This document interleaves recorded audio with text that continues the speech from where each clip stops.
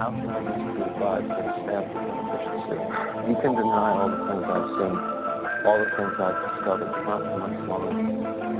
Because too many others know what's happening out there. And no one, no government agency has jurisdiction over our true selves.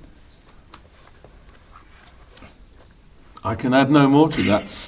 Yes. I'm going to check what I have read down.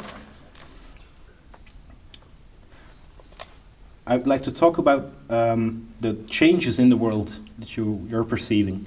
There are always two schools on this, but I tend to combine them.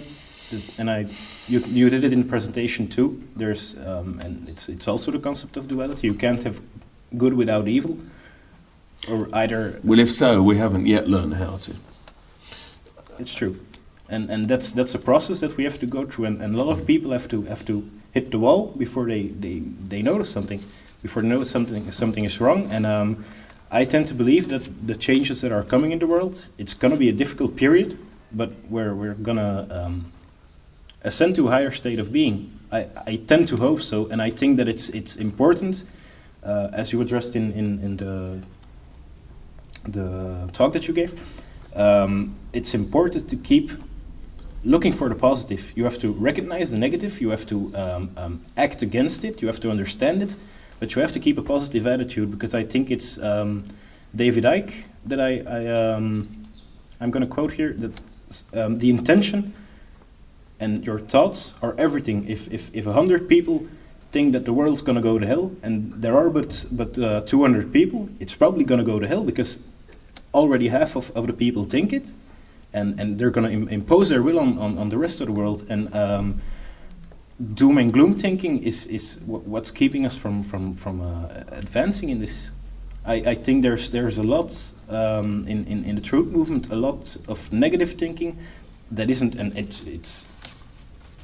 it's true. There are negative things. There are things that are really bad for us in the future, but we have to see past that, and that's something that I myself had to overcome. You have to be able to see past that and still see the positive in it, because it won't come if you don't believe in it. And that's a point that David Icke makes that I think is very true. It's the intentions of what you do, and that's the same with the symbols that secret societies use.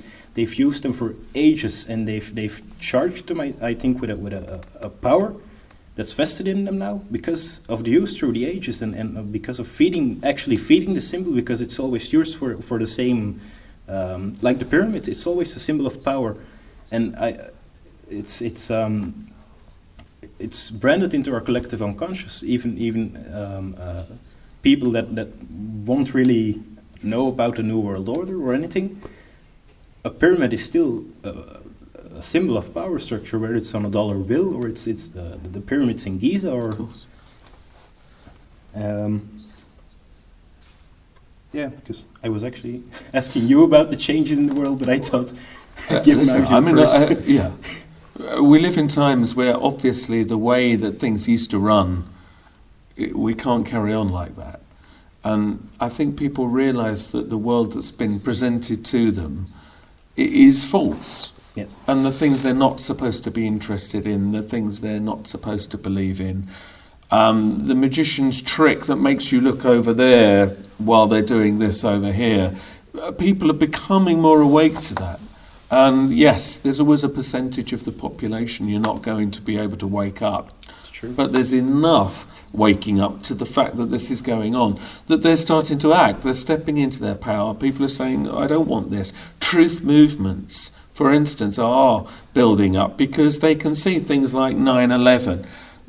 Anybody can see, if you look at the logic of what actually occurred that day, that it doesn't make any sense. Doesn't matter. And now people are beginning to, whereas maybe 20 years ago they would have just let it go, they won't now. Now they are really realising that there's too many instances, I think, of too much that's wrong. And when you have great big things like the weapons of mass destruction debacle that led us into the Iraq War, people knew that. They knew that that was not true while it was going on, and then it was proven not to be true. Yeah. And people won't forget that. They sort of lazily let it go, but they won't have that same faith in their leaders again.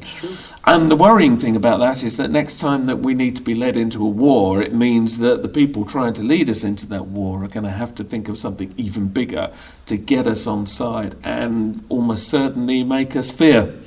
But if it's not weapons of mass destruction, what are they going to do? Are they going to trigger again some huge atrocity and then blame it on the country they want to go to war with? Maybe the next step is atomic warfare.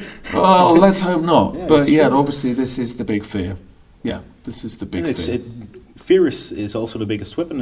It's what they impose on us, and what we have to free ourselves from is fear, because that's the only thing that's holding us back from achieving what our goal is, from taking back the power into our own hands and realizing that a few people at the top can't control the whole world.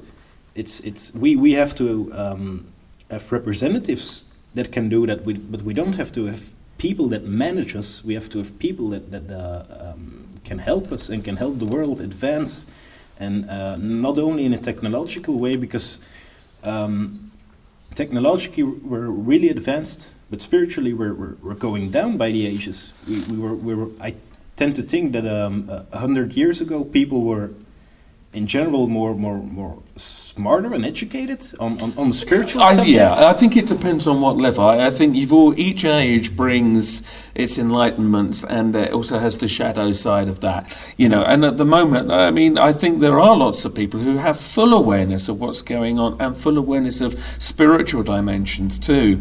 But I think the problem is we're not allowed to see that. We're so infected with materialism and, television feeding us trivial nonsense that it looks like all these spiritual wisdoms are not going on. But actually I think they are, but they're not receiving the coverage that they deserve, they're not receiving the treatment that they deserve. But actually I think they are still there, and this is what's now resurfacing.